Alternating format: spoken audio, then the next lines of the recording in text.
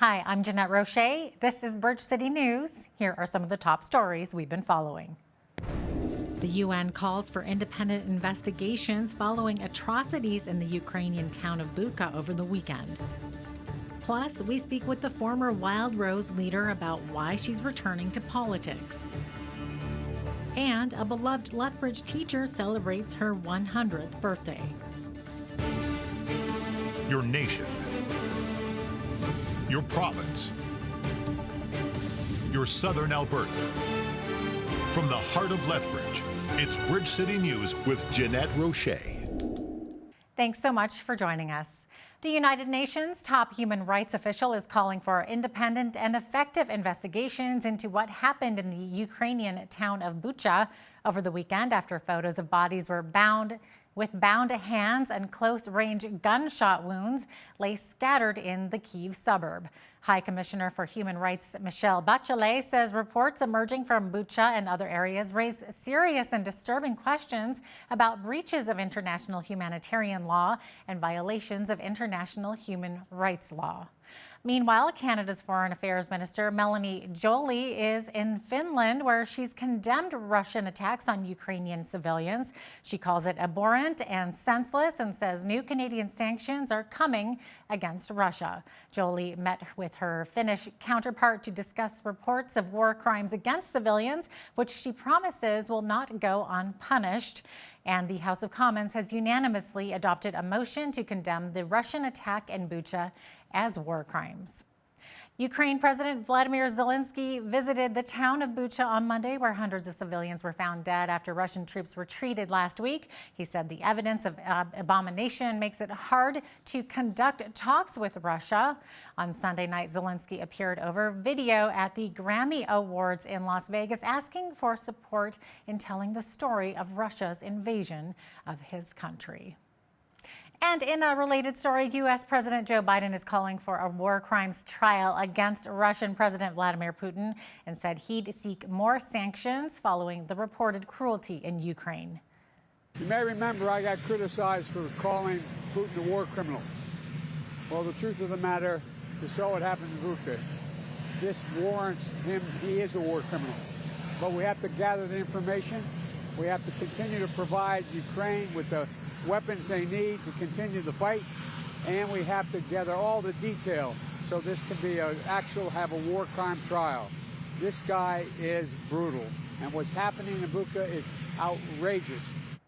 Despite the horror that's been carried out against Ukraine, it appears Ukrainian civilians have been fighting back using whatever method that they can. Our foreign affairs correspondent Lisa DAFTARI explains that over the weekend, Russian soldiers became critically ill and even some died after eating poison cakes made by civilians. So yes, it was a small group of individuals who baked cakes for the Russian troops. 2 have died. 28 of them have been hospitalized by poisoning them with these cakes. Look, it's a type of, again, guerrilla warfare. They will do whatever they can to, get ahead and try to fight for their country and get the Russians out of there. You can catch the full interview with Lisa DAFTARI coming up after business news. And closer to home, a new national survey suggests Canadians are becoming more divided. Just over 1,000 people were polled, with 75% saying they believe society has become more polarizing. When asked about what divides Canadians the most, at the top of the list was the COVID-19 pandemic and the recent federal election. When it comes to uniting Canadians, respondents said international aid and increasing ethnic diversity has brought them together. With more than a year before her contract was set to expire, the CEO of Alberta Health Services is moving on. In a statement, AHS's board says the departure of Dr. Verna Yu takes effect today, but has been in the works for a while. Yu's current contract runs until June 2023, and the statement does not say why she left early. In a press conference this afternoon, Alberta's NDP health critic David Shepherd took aim at the UCP, blaming them for Yu's departure. Today, the UCP has pushed our public health care system in Alberta into even deeper chaos. Their decision to fire Dr. Verna Yu comes at a critical time for our province and for public health care in general. Dr. Yu has served Alberta as the head of AHS for 6 years, including some of the most difficult years in the history of our province. She has capably managed Alberta's hospital system through a pandemic, while the UCP did everything in their power to make the situation worse. Dr. Yu, of course, is a consummate professional, and I think that's reflected in the comments that she released publicly this morning concerning her departure. But I can't help but wonder if Dr. Yu's habit of giving Albertans the straight goods is part of, if not the chief reason, the UCP has fired her. Mauro Chais, the vice president in charge of Cancer Care Alberta, will serve as the interim president. She's coming out of retirement from provincial politics. Former leader of the Wild Rose Party, Danielle Smith, is making her return. As BCN's Angela Stewart explains, the nominee hopes to accomplish many things for her riding if she is elected, while also keeping her sights set on the premier's seat. I think this local area needs strong representation, and that's what I bring to it. She's stepping back into the political ring. Danielle Smith is seeking nomination for the UCP to represent the riding of Livingston-McLeod. One of the main reasons I decided to jump into the UCP nomination for Livingston-McLeod is that I was asked if I'd put my name forward. If elected, she hopes to find solutions to some of the biggest issues within this constituency. If you look what has happened with supply chain disruption over the last 2 years, we now have a bunch of farmers who have last year's crop in bins, unable to get to market. At the same time, fertilizer costs have doubled. If you're an irrigator, your cost of power has tripled, and there are also shortages. I think he started off really well in his first year and obviously got derailed by COVID. When it comes to Premier Jason Kenney, Smith says he was off to a strong start, but his biggest mistake, she believes, was implementing a vaccine passport. It created so much division, and we're still in a situation where I think people are trying to recover from that. In the upcoming leadership review, Smith says she'll be voting no for Kenney. And if it turns out that the rest of the members vote with me, I certainly would put my name forward for leadership, yes.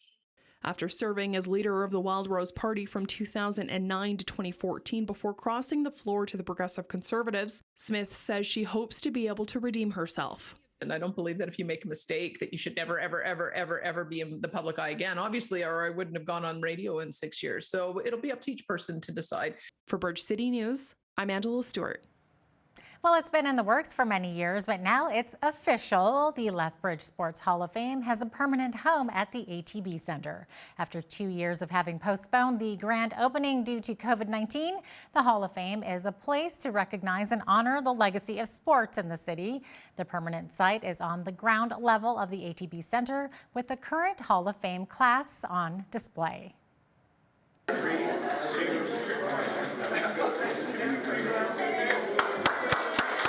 It's probably best described as a display, and it's interactive display. So we have the ability to be able to change it.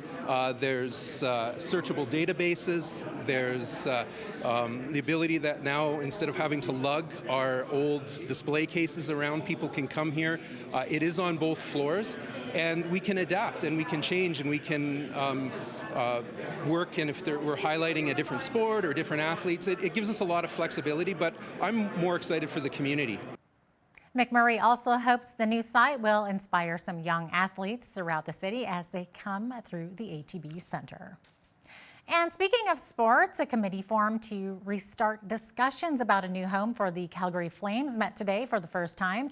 It included members of Calgary's City Council and the presidents of Calgary Economic Development and the Calgary Chamber of Commerce. The committee was created after an agreement to build an event center fell apart earlier this year. The city and the Calgary Sports and Entertainment Corporation couldn't agree on additional funding. It's a milestone that not too many of us get to experience. A retired Lethbridge High School teacher celebrated her 100th birthday at the very school she taught at for 33 years. BCN's Naveen Day was at Lethbridge Collegiate Institute on Monday morning to attend the festivities and sing happy birthday.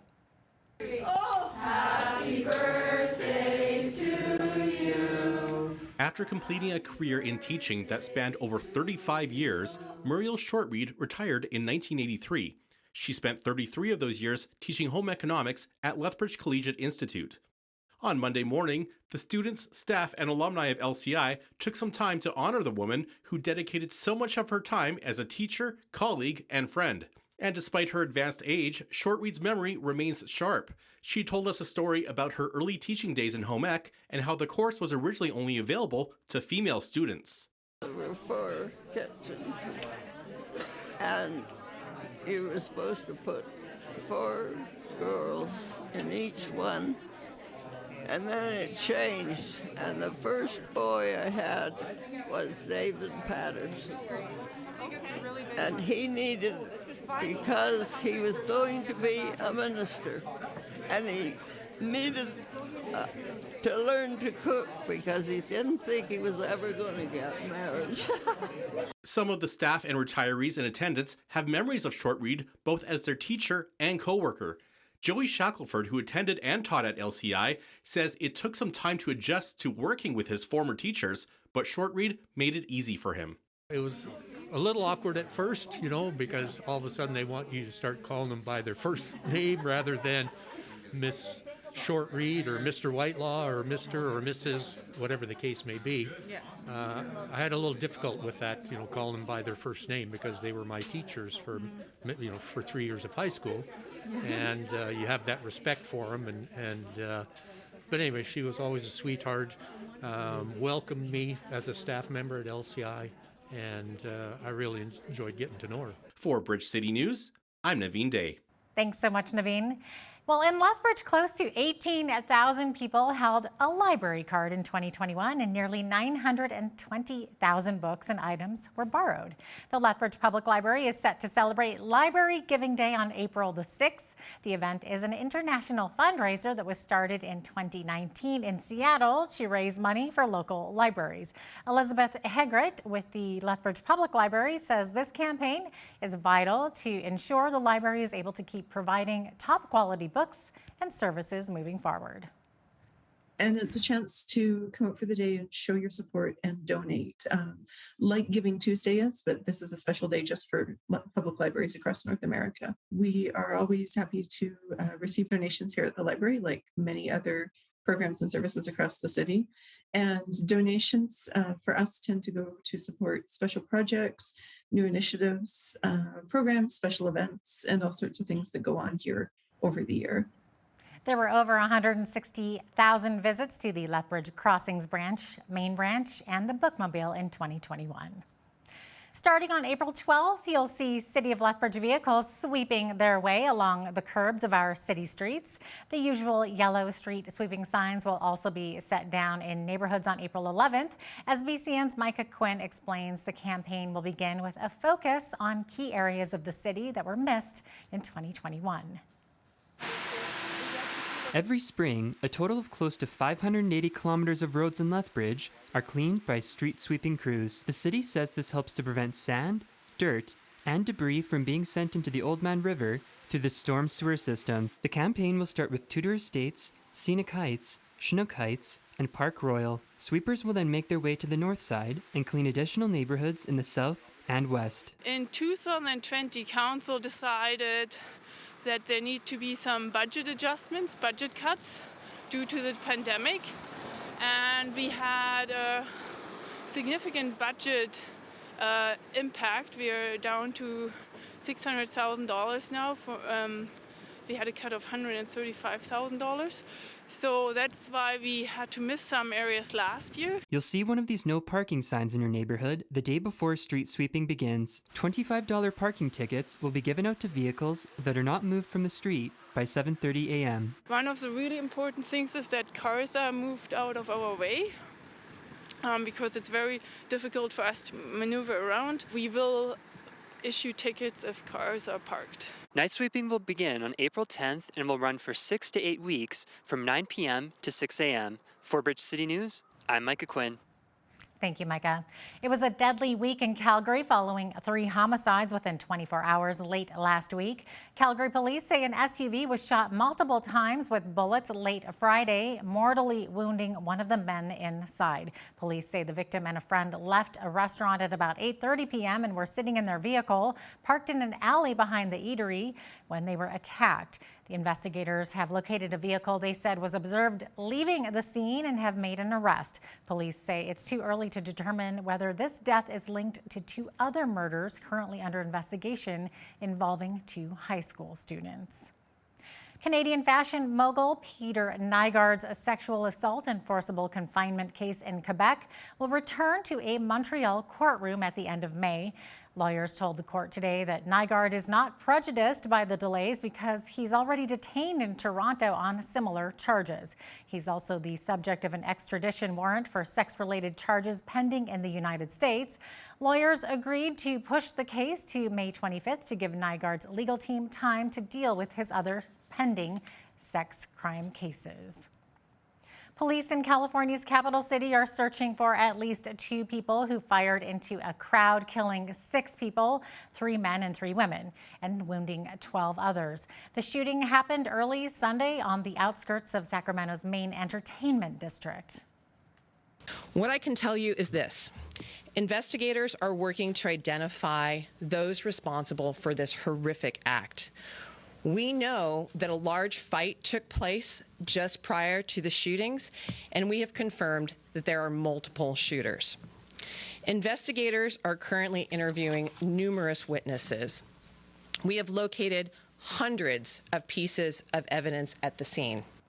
Jury selection in the deadliest U.S. mass shooting ever to go to trial has begun. A judge, prosecutors, and defense attorneys began screening candidates for the 12-member panel that will decide if Nicholas Cruz is executed or gets life in prison. Cruz has already pleaded guilty to the 2018 murders of 17 people at Marjorie Stoneman Douglas High School in Parkland, Florida. Turning our attention to the weather, winter is expected to make an unwelcome return to parts of the Maritimes today. Environment Canada has issued snowfall warnings for Nova Scotia's Atlantic coast, with areas expected to see 10 to 20 centimeters of snow. Parts of Cape Breton could see as much as 25 centimeters, while as much as 10 centimeters of snow is expected for parts of PEI. Well, that is the East Coast, but could we see snow here in southern Alberta? Well, it turns out we actually might. I will tell you more about that right after the break. Stay with us.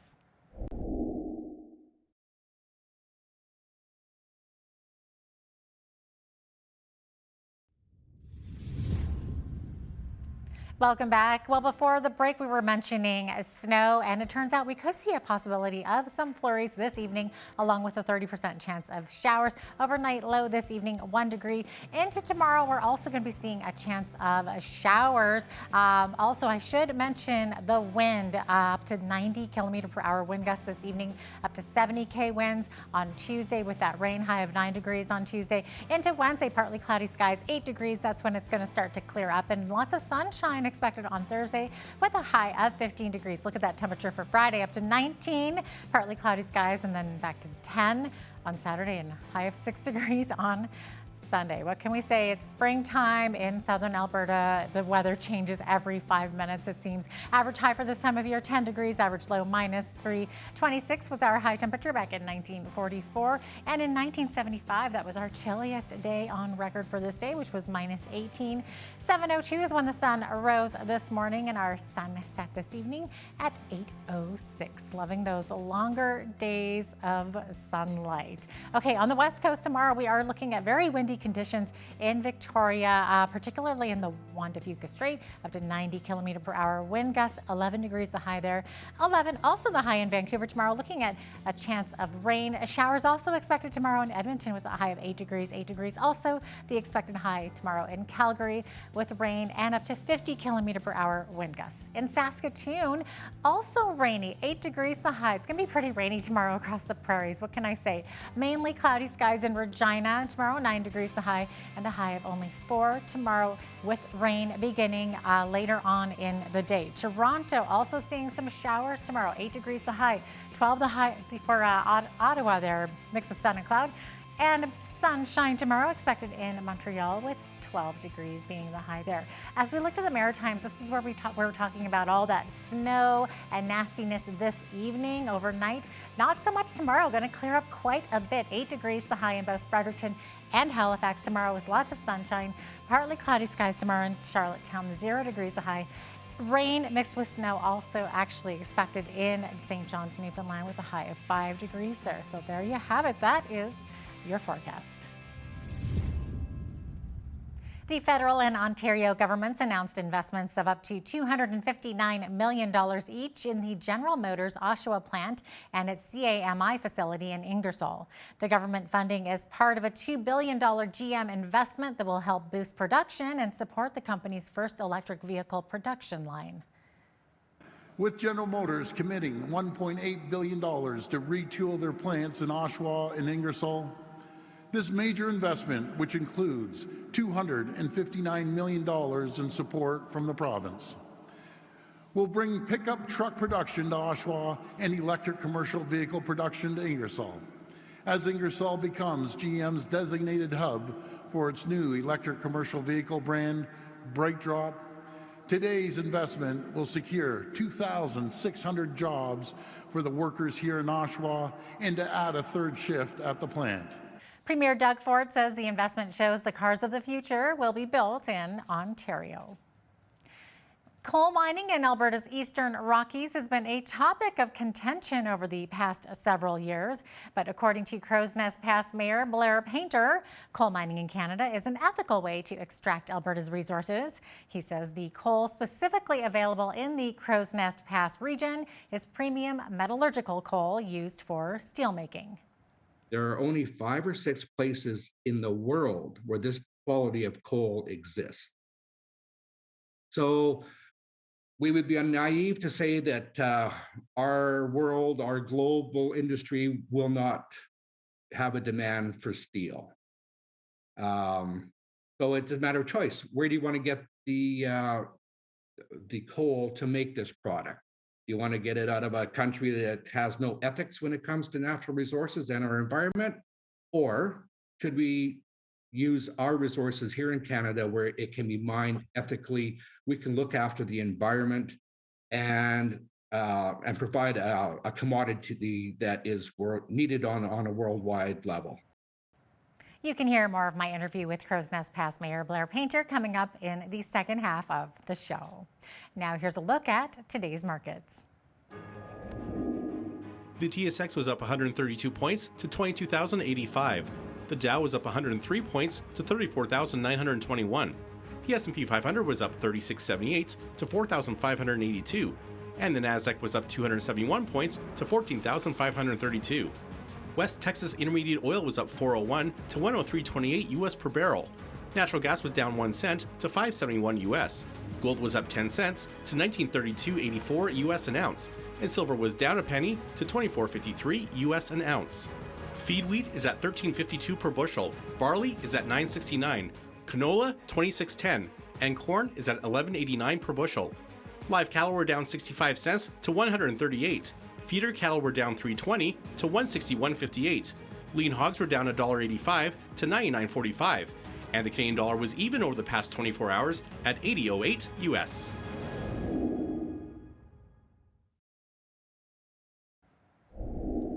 Recapping one of our top stories, the House of Commons has unanimously adopted a motion to condemn crimes against humanity and war crimes by Russian forces in Ukraine. Specifically, the motion concerned the city of Bucha. Troops retreating from areas around Kyiv left a trail of destruction in their wake, including mass graves containing the bodies of women and children. New Democrat MP Heather McPherson called on the federal government to provide more help to Ukraine. Earlier, Foreign Affairs Minister Melanie Joly promised more sanctions against Russia as she visited Finland. Up next, we hear from our Foreign Affairs correspondent Lisa DAFTARI about the ongoing crisis between Russia and Ukraine. But first, we need to take a quick break. Keep it right here.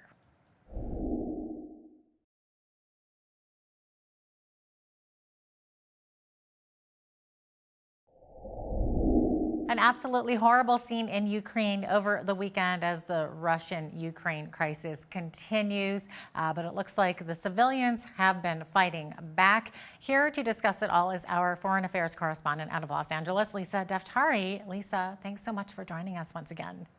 Thank you for having me back. Absolutely. So, Lisa, a lot to cover here. Let's get right to it. A terrible scene in Ukraine over the weekend. It appears that when Russian forces withdrew from the outskirts of Kyiv, they left behind a trail of destruction in the suburb of Bucha. So what are you able to tell us about this, Lisa? Yeah, it's horrific. We actually had from the Foreign Desk, one of our freelance journalists there able to take photos. We have a slideshow on our website showing the devastation. And when you see it up close, I mean, news reports and headlines can give you numbers, but when you see the actual scenes out of these Ukrainian cities, it's horrific. I mean, entire cities just razed to the ground, schools and hospitals and community centers and supermarkets and anything you can think of, any signs of life just brought to the ground. Satellite images are recently showing the amount of mass graves that they're not able to keep up with the number of casualties. And of course, we know that these are the devastating consequences of a war. But again, when you see the characteristics on the ground, the actual details on the ground, it's really, really heartbreaking. Oh, absolutely. And Ukrainian authorities, I guess, are accusing Russia of war crimes and leaving behind a scene that literally looks like it's from a horror movie. Yeah, it truly is from a horror movie. We haven't seen a full on ground war like this in years, decades. Obviously, a lot of the destruction we saw in the Middle East with ISIS. We saw a lot of what was going on in the aftermath of the Arab Spring. We see a lot of smaller wars going on in the African continent. But to see something like this, an entire country taken out by another country, tanks rolling in, and again bringing cities to the ground, places where children used to play on the playground, and again we are able to have some sort of reporting based on these satellite images, and some very brave journalists who are still on the ground there taking photos and writing about what's going on. But again, we did have casualties among the journalists there, 2 from Fox News and another freelance journalist from the New York Times who died in tragic missile attacks, getting from point A to point B and doing their jobs. So it's very difficult to get actual facts from the ground, and we rely on these satellites. We do rely on these brave reporters who are still there, but it's very difficult again to get the actual images and the scenes, again, from a horror movie, as you said perfectly. Yeah, it's absolutely terrible. And meanwhile, I guess Russia is claiming that the photos of these bodies that are surfacing have been staged.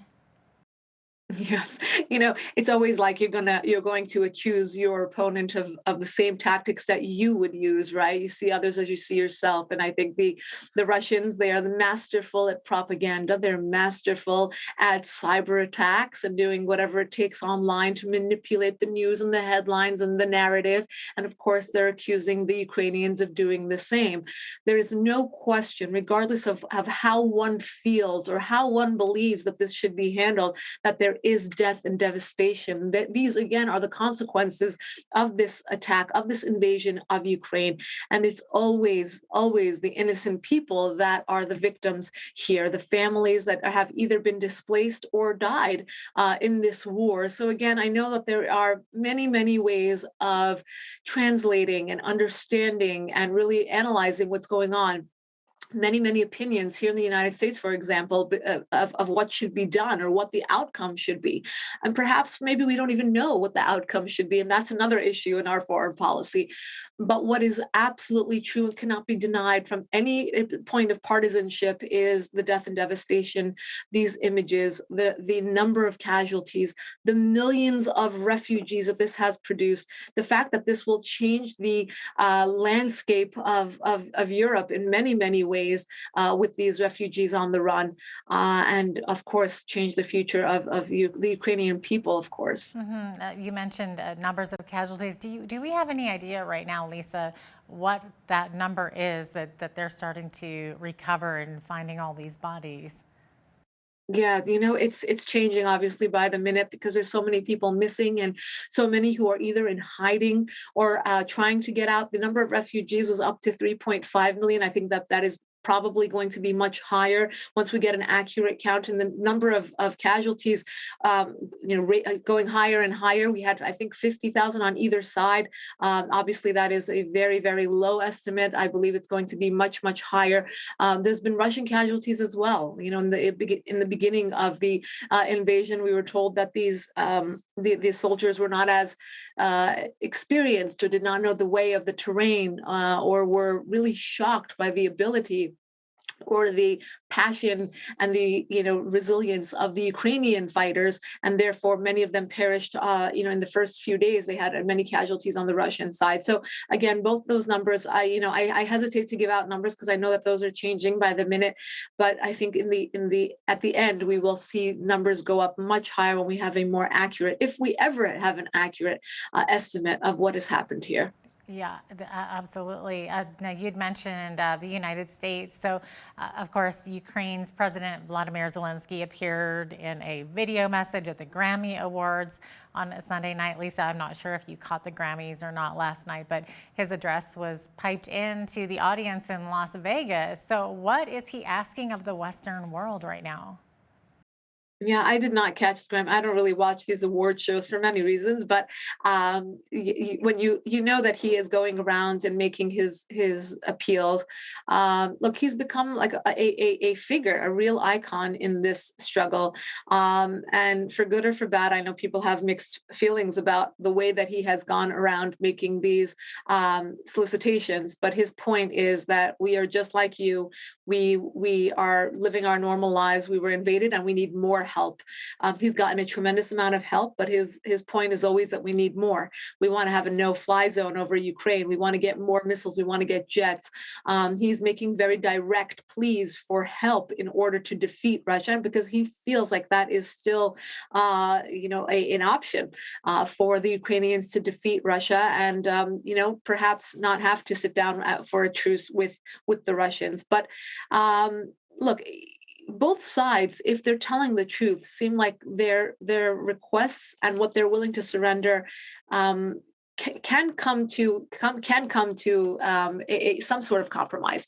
The Russian leader Putin went to Turkey, and he sat down with Erdogan, and he said, I have 6 things that I need, and they weren't outlandish. They can easily come to a compromise if those 6 things, including for the Ukrainians to demilitarize, for them to get rid of their Nazi factions, for them to make Russian a second language in Ukraine, and it's easy enough for the 2 areas that they conquered to become actual Russian states. And I think that Zelensky, if he truly means it, is willing to sit down and have talks, and is willing to compromise. Now, both sides have to be telling the truth. Both sides have to be transparent about what they are willing to concede to come to some sort of compromise.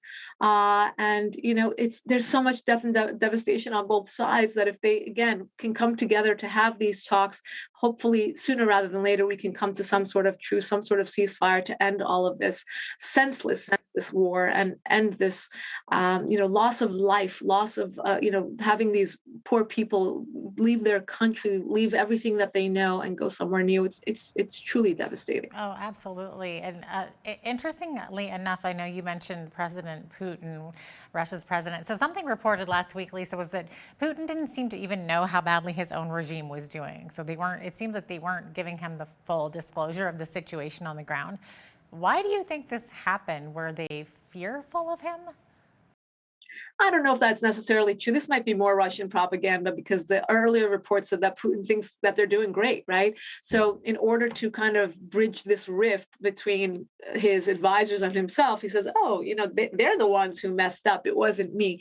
I read other reports that said that Putin is at odds with the main mastermind of the Ukrainian invasion plan, and he's the one who's being propped up by the opposition in order to take over to become his successor, to kind of topple Putin and have him become the successor, because these two are at odds over the Ukrainian plan. Now, the report also said that Putin believes this guy miscalculated everything, so the blame is on his shoulders, so that he has to be done with.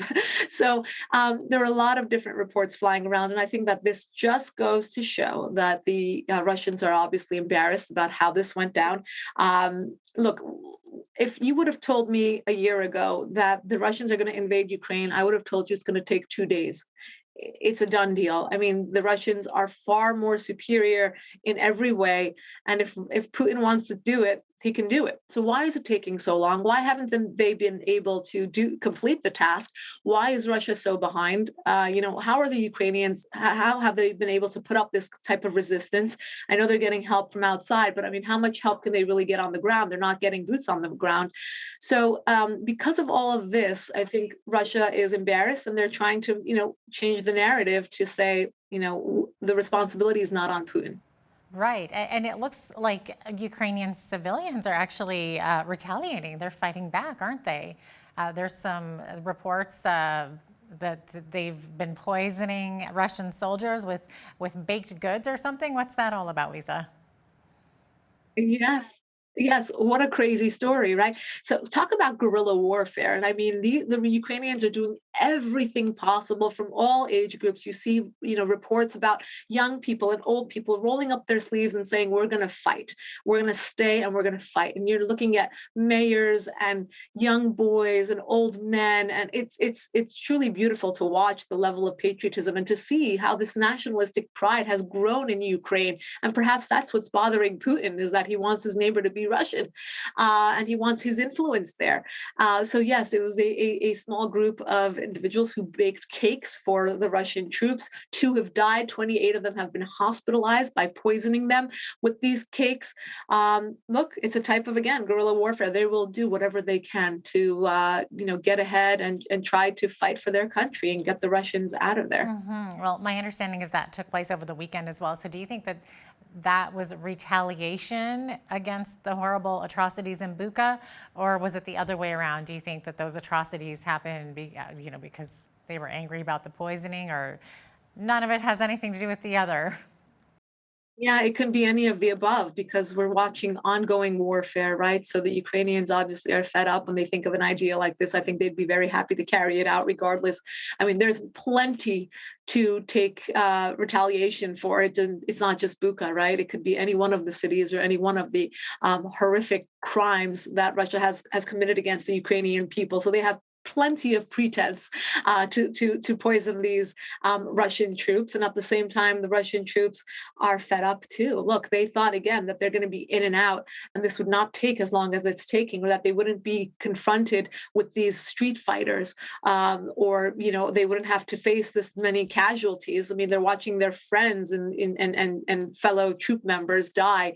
And again, a senseless war on both sides. It's a senseless war to even have one casualty, let alone the tens of thousands that we're watching here. So I think it could have been any sort of domino effect here. And it's going to be ongoing until we see some sort of legitimate, meaningful talks where there will be a truce, there will be a ceasefire, so that we can see this end. Oh, hopefully, absolutely. We are almost out of time, but Lisa, the U.S. has announced $50 million to help Moldova with the Ukraine refugee crisis. So how many refugees have entered or are heading to Moldova that you know of? And is the U.S.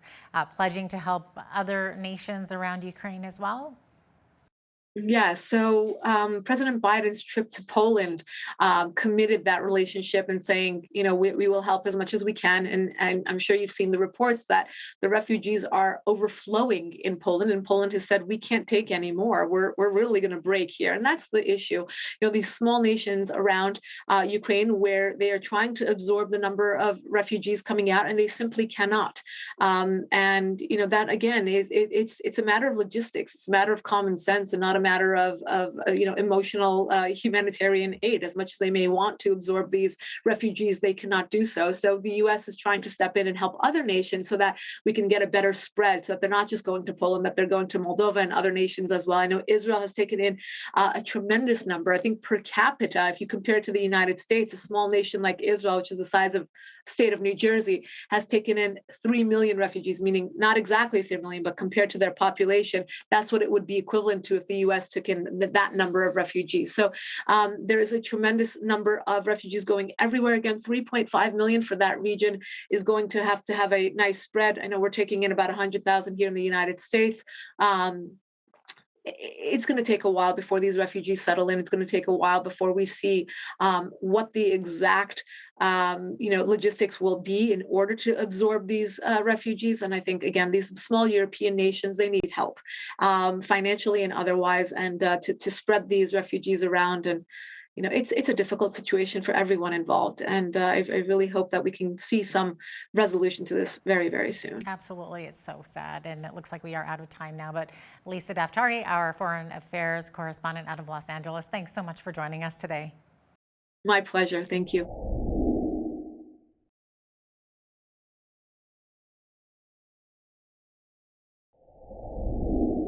Well, the Crow's Nest Pass is a vacation and tourist destination for many southern Albertans, but the area is not just all camping, fishing, and skiing. It's been an economic driver of Alberta with mining, processing, and tourism. But what does the future look like for this valuable region of our province? Well, to discuss this and much more is Mayor Blair Painter, who joins me now from Crow's Nest Pass. Welcome, Mayor Painter. So great to have you on today. Thank you very much, Nat. Okay, so one of the things that we see in many regions of Alberta is communities advocating for their workforce and promoting their local advantages. So what community revitalization programs are going on right now in your area? Well, as I'm sure you know, we do not have a major industry in our community. So it's difficult to promote a workforce advantage, but we do have a great natural advantage. As you know, our community has been preparing for local mining opportunities in the Crow's Nest Pass, and then after many studies, it's been determined that we have a housing shortage to be able to accommodate these types of things. With that in mind, we've been working on expanding and developing new homes and to fill these shortfalls. These mining ventures would employ 800 plus people. Studies have shown that we would need accommodations for at least 200 or more families that would choose to live here. These additional families would strengthen our schools, hospitals, local businesses if they are allowed to proceed. The Crow's Nest Pass is definitely open for business.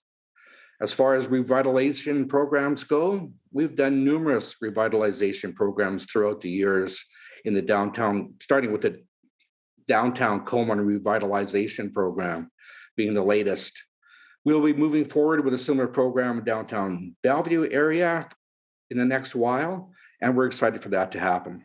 Okay, so Mayor Painter, you were mentioning Crow's Nest Pass is open for business. It's so good to know. And you were saying that you would need to have more housing if mining were to go through. So how do you see that happening? Is that another industry that could possibly be something for Crow's Nest Pass? Well, presently we have we've gone down that path, and we are definitely looking for more housing in our community, more on the attainable, affordable housing side for new families to start off with, and that is progressing right now. What we do need is more long-term rentals, which is something that our community struggles with, as in other small communities. So it's definitely challenging, but we're trying to address that part. So we're looking forward to that moving forward. Sure. Are you looking to actually build more homes in that area? Correct. Yes, we're doing infills and new subdivisions, and it's nice to see. Yeah. Before we were talking about how Crow's Nest Pass is actually it accumulates, I guess it's 5 different communities. So what are those different communities, and what's the population right now of the pass? The exact population, correct me if I'm wrong, we're right in around that 5,700 residents. Plus we have a shadow population, which we calculate to be roughly around 2,500. So that, it brings us up in that area between 75 and 8,000 residents of our community. Wow. And then Blairmore and Coleman being the 2 kind of larger hubs there. We're all, you can divide the 5 of us by 7,500, 2,500 to 3,500, depending on which community you're looking at. So now, Mayor Painter, Coal mining, of course, is such a hot topic here in Alberta. We hear so much conversation about the proposed mining on the eastern slopes of Alberta. And of course, this actually isn't limited just to the Crow's Nest Pass region, but it rather spans from the south to the north of our province.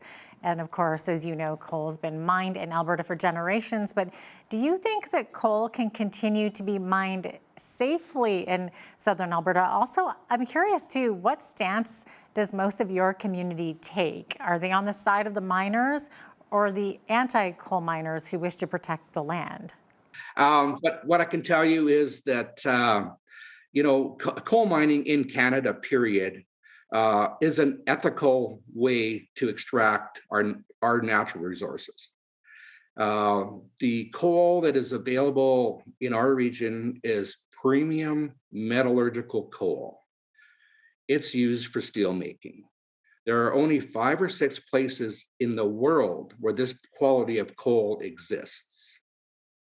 So we would be naive to say that our world, our global industry will not have a demand for steel. So it's a matter of choice. Where do you want to get the coal to make this product?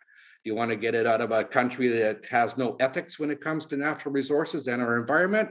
Or should we use our resources here in Canada where it can be mined ethically? We can look after the environment and provide a commodity that is needed on a worldwide level.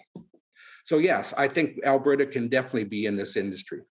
We have a few existing coal mines in our region, in the south here, that have been walked away from for whatever reason throughout the years, left in undesirable environmental conditions. Moving ahead with these to bring them back into production would accommodate or would accomplish a couple different things. First of all, it would create long-term employment, well-paying jobs for the next 25, 30, 40, 50 years. And also it would address an issue that we are dealing with on a day-to-day basis, which is deplorable environmental conditions left at those sites. So when these mines if they were able to start producing again, they would be forced to clean this up when they're done their project. Those governmental regulations and rules weren't in place years ago. They are in place today. So you can't do an industry like this today that you could have done, I'm going to say even 20 years ago. Things have changed. So the stringent regulations and guidelines for our environment are in place right now, and I think it can go hand in hand. Yeah, absolutely. So maybe can you give us an idea of the type of economic impact that your region, that something like that could have on your region? If a new mine on an existing previously disturbed area was to take place, you're looking at roughly 800 employees to get that mine started over a 2 to 3 year period. And then once it's developed, then it's going to take about 350 to 400 employees to keep that project moving forward. So for our community, we're looking at the initial influx of around 800 people into our community. That's good for our businesses, for our hospitals, for our schools, et cetera, on a shorter term basis. And then when it actually gets into production, that we know we won't see 400 people living in the municipality of Crow's Nest Pass. People travel these days to go to work. But it wouldn't be unrealistic that we get a quarter or a third of these people living in our community, which again, that strengthens our schools, our hospitals, our business core. We're going to see entrepreneurs come out of these people and create more businesses. So it's just a win-win economically for a community. And we have the resources here. Why don't we develop them? Yeah, absolutely. That's a really great picture of the economic impact. Do you think that there could be new technologies being developed that could make coal mining safer for the environment? Well, absolutely. Why not, right? We see Tech Resources on the BC side that have inherited a water problem. And right now, Teck is global leaders in the clean water industry. They've spent billions of dollars to develop a clean water strategy and to be able to put contaminated water, clean it, and put it back into the river. So yeah, there's definitely going to be things that pop up from time to time, and why wouldn't there be an opportunity to grow that? No, that's awesome. Now, the natural areas for skiing and fishing, of course, are so important to the citizens of your area. Can you maybe talk about the people's connection to the land? Well, those that are fortunate enough to live in our community can appreciate that, within a 5-10 minute walk, they're into the wilderness. And that's really important for the people who live here. And that's why they choose to live here. We have an abundance of natural recreation that we can visit on a daily basis, whether it's hiking or fishing, or we have great cross-country skiing. We have a downhill ski hill right in town. We have a swimming pool. We have an amazing golf course. Like, it can go on and on and on. And that's all within a 5-10 minute drive, or literally wherever you live in our community, a 10-minute walk and you're into the wilderness. So that's part of it. Now, you mentioned the ski hill, so of course that's a huge attraction that's been operating for almost 100 years in the past. So we're talking the Powder Keg ski area. Some of us, we sometimes tend to forget about it, but it's right there. So what can you tell us about how this ski hill has been developed in the last several years? Well, the past Powder Keg Ski Hill, or PPK as we like to call it, is definitely a great asset to our community. And we are seeing growing numbers of people from all around Southern Alberta coming to our ski hill. And every year it grows and grows and grows. So, this ski hill is, I'm not going to date myself, but apparently in earlier years, there was even rope tows on this ski hill. And then it progressed to T-bar. And although we'd like to say, hey, let's put a chairlift in there, we just don't have the volumes of people so far to be able to make that work. But what we did do is we did extend the length of our lower lift a couple of years ago, just to make the ski experience more enjoyable for everybody. And one of the other things that we've done recently is change all of our sodium lighting to LED, to gain some financial benefits. A little bit cheaper to run these things than it is for high pressure sodium. So that's nice. And, I would encourage those that haven't experienced night vision or night skiing to come out and try it out, because it is totally different skiing experience. Okay, so jumping from nature and skiing, let's talk about something else here. So the community of Coleman had an initiative to become a regional arts hub. So what changes have you seen over the last few years with that? We did a revitalization program a couple or 3 years ago, I think it is now, in that area. And, that was spurred by infrastructure concerns and a will of our council and those that frequent the downtown Coleman to do this revitalization project there. And what we've been able to do is to promote the arts in our community and also our history of the area. So not only do we have different artist studios down there, we also have restaurants that cater to everybody. And we have the Alberta Police Barracks facility, which is right beside our museum.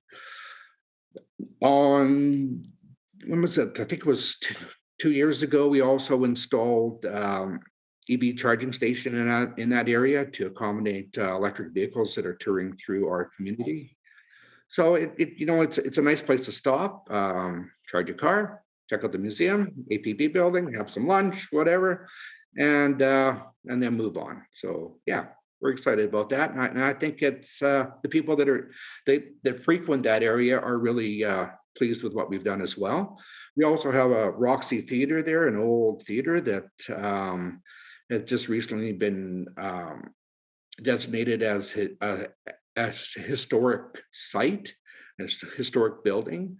And we have a group that's moving to renovate and rejuvenate that building into something along the lines of live theater. So we're looking forward to that coming to fruition in the next short while. Mayor Blair Painter, thanks so much for joining me today. It looks like we are out of time, but it was great having you on.